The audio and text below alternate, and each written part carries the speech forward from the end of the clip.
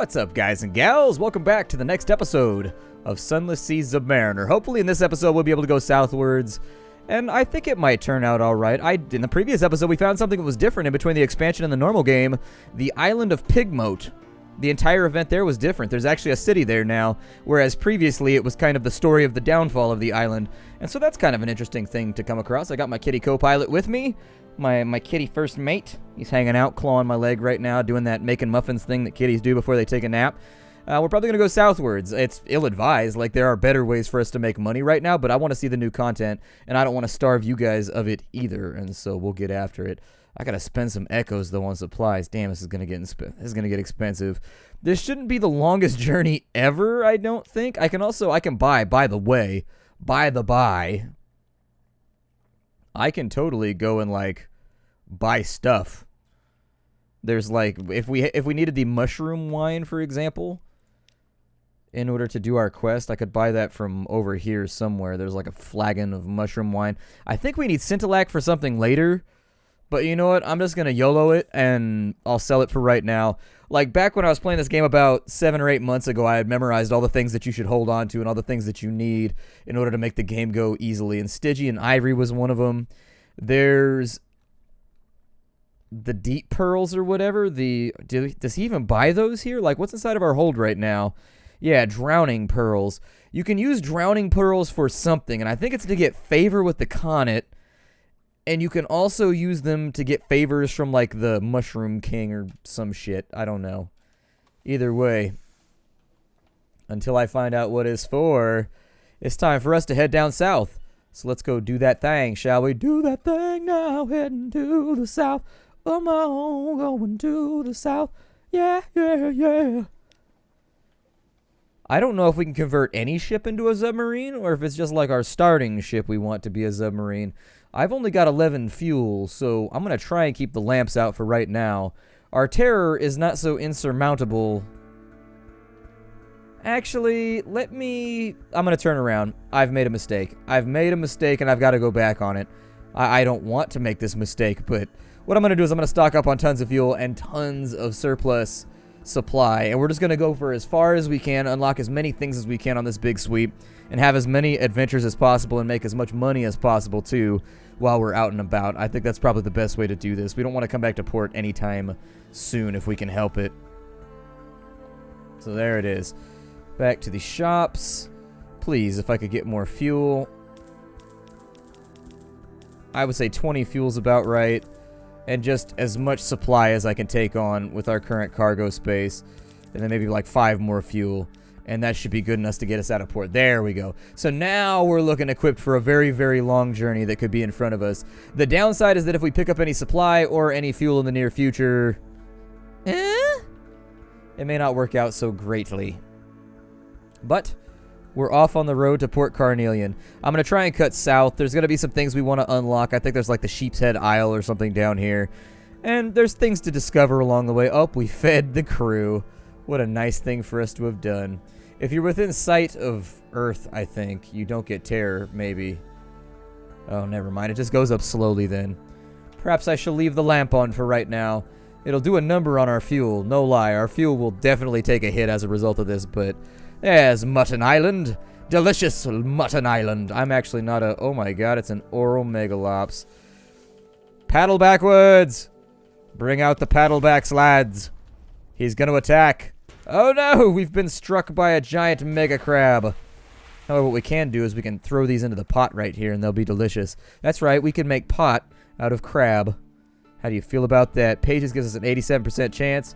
Yeah, let's go ahead. We've succeeded and we get 25 fragments. You set to work with your knives and acids. It is an undistinguished adolescent specimen, a megalops of one of the deep sea crab species. But its eyes, normally vestigial in these troglodytic beasts, are large and rather beautiful. The golden glow is almost gone now, although sparks leap now and then to your knife. 25 pages ain't bad. Probably not an amazing exchange for 2 hull, but Sound the all clear, lads. Chap with the megalops one last time. To the left side. To the starboard we shall fire. Make way. Feed them foam with a volley. I like to get into this kind of stuff. I enjoy things like this. It makes me happy. Quaker's Haven. Once this simple fishing village was part of the London suburbs before London fell and the waters rushed in. Smoke spirals from cottage chimneys. A lonely hill rises behind the town. We can take drinks at the Cock and Magpie. We have time is passing on, apparently. I don't know exactly what that means. It seems to be an event that is somewhat linked. So we get one event that we can do here. We can explore the shore a little bit more. We have a wandering person. Lucrative beliefs no more than 0. But we would need capable of a submarine in order to do that. So we'll probably have to come back. A wandering parson. I'm sorry, not a wandering person. There's the wretched Mog. But if we pick up the wretched Mog, unfortunately, he'll eat our Raddus favor. So we don't want to do that right now. Let's chat with the fisherman, although that will cost me echoes. You know what, let's go up to the hill above town. There's not much wind on the Untersee, but Mutton Island suffers eerie gusts and buffets from an inexplicably local fragment of weather, and the air on the hilltop sometimes carries interesting scents. You stand on a cliff top looking over the little village. Smoke from the chimney of the Cock and Magpie drifts straight upwards. As you watch, the smoke tilts. The sudden wind thins it into a pencil smudge. Then nothing. The wind screams unexpectedly like a god cut in half. What a noise. It must be the caves around the island channeling the air. At least that's the most comforting explanation. Below you, the locals each take nips from a shared flask and make a toast towards the mainland. The wind is southerly. You got fragments, some terror. It's unfortunate. I guess we'll take drinks with the Cock and Magpie. We've lost 1 terror. Oh, we lost 20 for that? I thought it was 1. Oh, man. The trees underneath are scraggly and wretched, scraping a living with parasynthesis, but the apples of Mutton Island are tart and powerful, perfect for cider. Cider? Cider. This stuff is stronger than it looks. You stretch out in your seat, stare through the leaded window at your safely moored ship, and find yourself whistling. The landlord gives you a friendly grin and goes back to wetting his cleaver. All right. No more drinks at the Cock and Magpie. I'm not feeling that.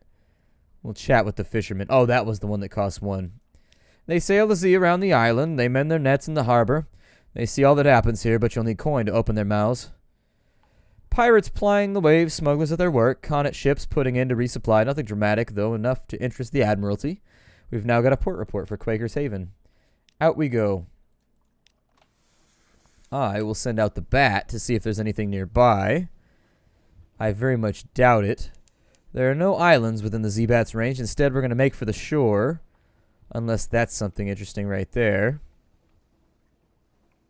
I don't think that it is, though. Little ships throng the waters here. The crew grow wistful. They swap old stories of sunlit sea. They draw near to the Cumaean Canal, the way to the surface. Oh, yeah, we got to stop by the Cumaean Canal, too. Good stuff happens at the Cumaean Canal. You kind of want to be there. I don't think, however, we are within decent range of it, so it will take us some time. And this is part of playing this game. You've got to get used to traveling slowly. It's a part of the game. Sometimes I just take my hands off the keyboard and just enjoy the sounds of the game and kind of the relaxing music. Because we're inside the fog right now, we will unfortunately take huge amounts of terror. It's a part of the game that you've got to learn to contend with. But if we can make it to the Cumaean Canal, that will be a major boon towards us because there's events there that can be very, very lucrative. And so there's the canal. We actually made it. On the horizon, a sickly yellow light glimmers for a moment, then fades. Ah, we've gained another secret. How many secrets do I have on board right now? Inside of our hold, we have 4 secrets. I like to let these stack up to 12 or 15 or so before I start spending them. Essentially enough to give yourself a massive boost to like how good you are at something. I would say to put that into pages, if at all possible. Pages and hearts are both pretty useful. Taking hearts up to 40, then pages up to 40 will make it easier for you to advance through the game. Mirrors can be useful at times. Essentially all the stats are fairly balanced. Some of them you use less than others, but I find that some get used more than others.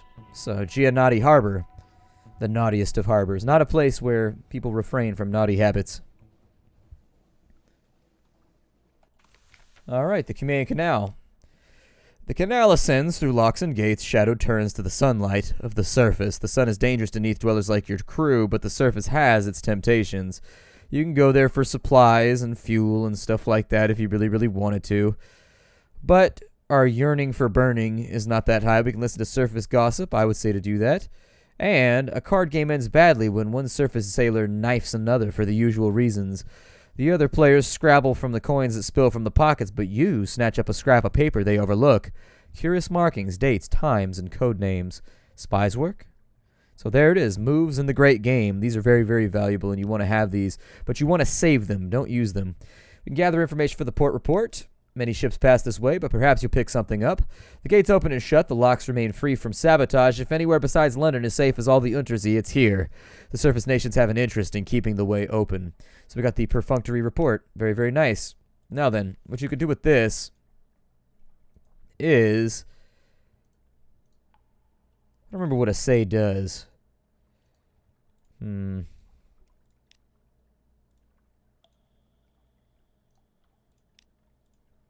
think it just determines whether or not it's an object that can be sold back at home. I'm pretty sure that's what a saying means.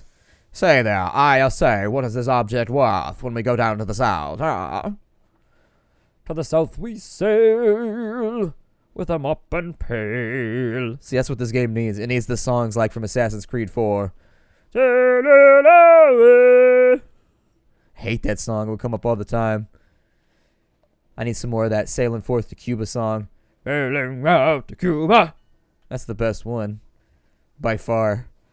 It seems like that game just plays the songs that annoys you, though.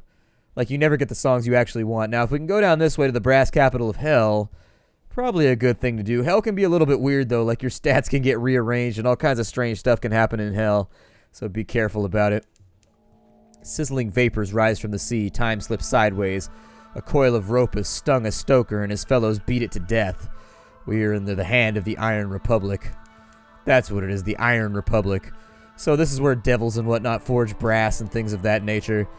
Kind of a place where things can come to life at a moment's notice and everything is a little bit strange. Gotta be careful when you're in the Iron Republic. Traveled there, and I think in Fallen London a couple times, and, you know, made my bones. Fallen London's a fun game. You should really check it out. I mean, it's a browser game. It's used to kill time while you're at work, but if you're a subscriber, you can play it quite a bit, and you get like 80 turns per day, I think, and it's difficult to actually use that up. Ooh, that's a... That right there is a Republican dreadnought. We don't want to mess with that. That thing would very much like to hurt us. So the shops, one of the unique events. Oh wow, fuel is really, really cheap here. Don't mind if I do. Like, fuel is super cheap. Okay. Now, one of the things that happens here is every single time you visit, you will randomly unlock a random shop that will have weird items that you can't get anywhere else, or maybe stuff you can get everywhere else. Hell's clients state, be wary, their laws are not the laws of man or nature. Factory engines roar like false lions, blood thunders in the dock pipes. Crimson lightning skitters across the deck and leaps to the rail and curls there like a cat. The city is reflected in a glassy calm of the harbor water. Citizens there have the heads of dogs and serpents. Hell has brought freedom to the Iron Republic. Freedom from laws and even those of nature. So you can listen right here, and I think you can trade your terror for something. I don't recall exactly what happens, but you can trade your terror and something happens. I don't recall. Oh, we can get the Irrepressible Cannoneer, who's actually pretty good. He substantially increases your irons if you haven't done that yet. We can also go another day. Is that part of this? For 20 echoes, I would take the gunner. My lord, you looking for a gunner? I'm looking for a ship. Here are my references. Here are more references, and here's my design for a whistling shell. Here's my colleague. He'll stay on shore, obviously, and here's my hand. Will you take it? Sure. Welcome aboard. We lost 20 echoes, but we got a cannoneer who will be our gunnery officer from now on. That's quite interesting. Room for an improvement. There's always room for an improvement. Here, let me make notes. Paper. And so we can actually add him to our crew should we require him. He will give us iron plus 8 and another storyline to run down, which gives us close to 60 iron, which actually makes us fairly dangerous in combat. Let's go ahead and we will compile a port report. It won't be entirely straightforward. The streets won't lie straight, and the ink freezes whenever you look away from the inkwell. You try to record the Republic's advance. It's sort of like trying to sing wax or believe water. You do what you can. The third paragraph grows eyes. The date is fundamentally wrong. The full stops bite. You do what you can. We now have a tale of terror and a memory of distant shores, and the Parliament of Flies is now open for business, which actually I think we have to go to this first. You visit the shops tab. After this week, or after this visit, the Parliament will no longer be there. The Republic will seek Zoop and supplies instead. So now the House of Pleasures is available. If we wanted to, we could sell Scintillac at a higher price than we could get it before. We can buy Parabola Linen. I think we can actually sell that at a higher cost. If we buy this, we should be able to take it back home with us, and we might be able to sell it for a profit of 13 or so, maybe? I don't exactly recall. I would have to research that, and in fact, let me do so. I'm going to see what value we might have there. So unfortunately, it only sells for 60 if we take it back to London. One of my biggest actual regrets about this game is that the economic system is simply not fledged out. Like, you cannot be a trader in this game and make any decent amount of money. It's one of those things where I wish that it was possible. Because sometimes you just want to sail around a little bit and make some money. But the game is about exploration. I get that they didn't want you to camp nodes like this one, you know, gathering like 20 parabola lin and then running it back to London and making 1,200 echoes at the beginning of the game. Still, the economic system leaves things to be desired on occasion. Sometimes you'll find a place to sell this for a little bit higher. I think over in the Continent you might be able to sell it there. Down to the south you might be able to sell it a little bit higher too. 57 is cheaper than you would get it normally, but unfortunately I don't have the hold space. Nor... we've got romantic literature that we could sell there too, although that's only 22. I fail to recall where you get romantic. I think Port Carnelian is actually where romantic literature comes out. Now, we may be able to sweep past this individual if we watch his movement carefully. There are no islands. Now, from here, there's something else actually to the south as well. We've got a unfortunate bugged health readout. It's okay. Turn the lights on for just a moment. There is another thing down here, by the way. There's like a little, it's like a gemstone geode place where there's like an entire culture living inside of a geode. A lot of unique, oh shit, we made the wrong turn.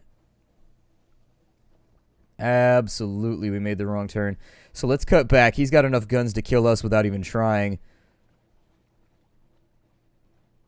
We are going to take some terror, though, although he might not have guns on the back of his craft. He's looking for us, though. He'll have us, too. Alright, let's get within the range of shore. Keep our terror nice and low, because we've got more than enough fuel at the moment. And frankly, if we pick up treasure or anything else while we're out and about, I would like to have the hold space for it. Those guys are rough, though, because they got 2 guns on the front of their ship, and it can cause problems for you.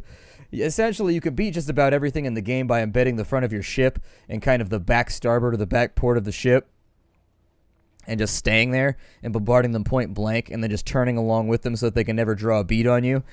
But I would rather not risk it this early on in the game. The save system of the game, it is a roguelike game, so if you die, you have to restart. And since we're playing on the internet, it makes me nervous about losing my progress and kind of disappointing you guys with a playthrough that was unnecessarily short. And for a game where there's a lot of reading and a lot of storyline that needs to get done, I think it also detracts a tiny bit. There's the Grand Geode right there. Now, I don't know if there's anything to the southwest. We can go and look if you really, really want to. Apparently our sailors are praying. We can go ahead and... No, we don't want to mess with that at all. Absolutely not. Let's go ahead and leave him to it. That right there, it's called a glorious dreadnought or something like that. And it will eat your ass. It will destroy your face holes off, and you will feel sad for it. So let's pull into port here. We'll see what we can manage. And then we're going to cut east to Port Carnelian, and we'll see whether or not we can get something pulled together there with regards to our submarine. Alright, so, for the Grand Geode. A naval base with the Royal Navy's emblems curiously amended. Efficient, bright-eyed women and men work briskly everywhere that you look. They're singing hymns with unfamiliar words. Hard-faced Royal Marines watch you carefully, barring entry to the geode's heart. A plaque by the docks has been defaced with orange paint, but you can still make out the original inscription. Station 5, Adjunct. Let's speak to someone in authority. The Commodore shakes your hand warmly.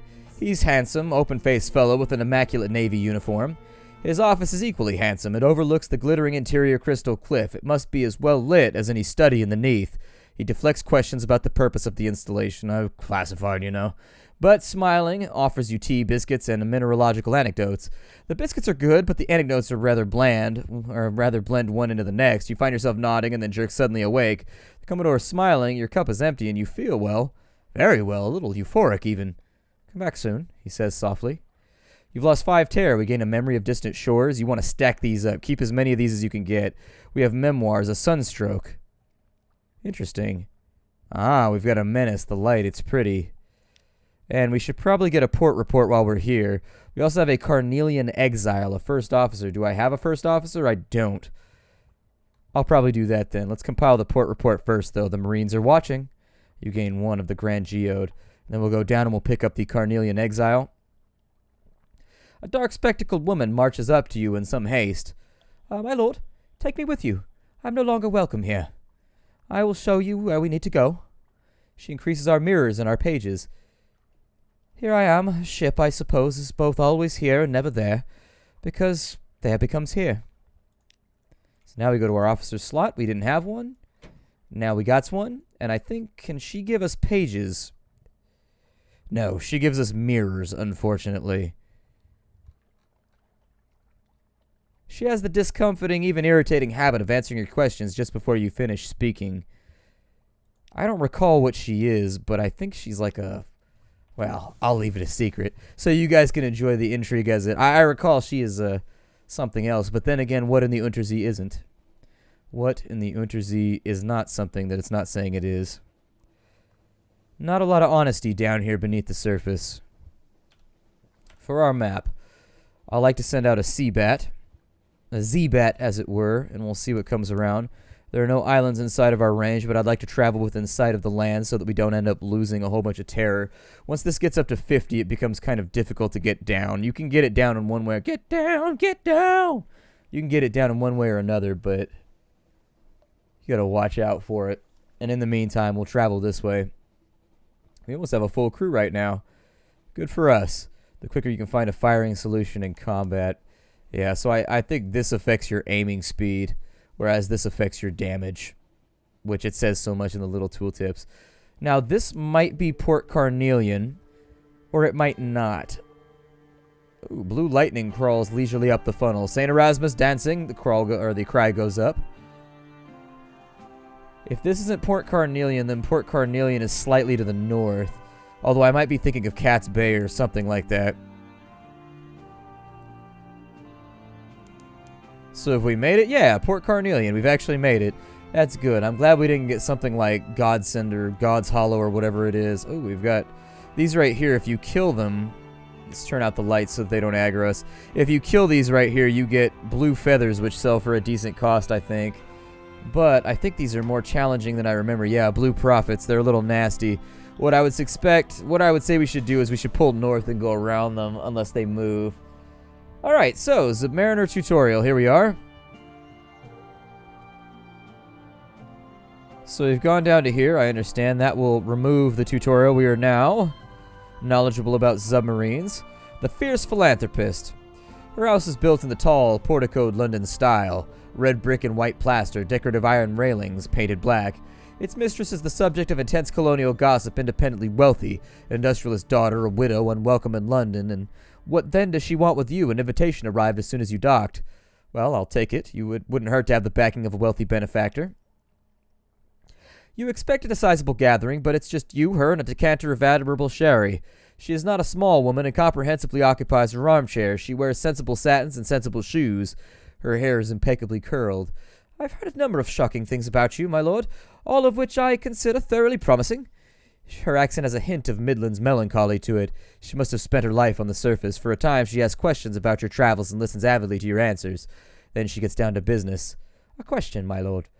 She tops her sherry. Some years ago, the nations of the Neath struck an agreement to abandon their research into submarine travel and leave the Z-depths untouched.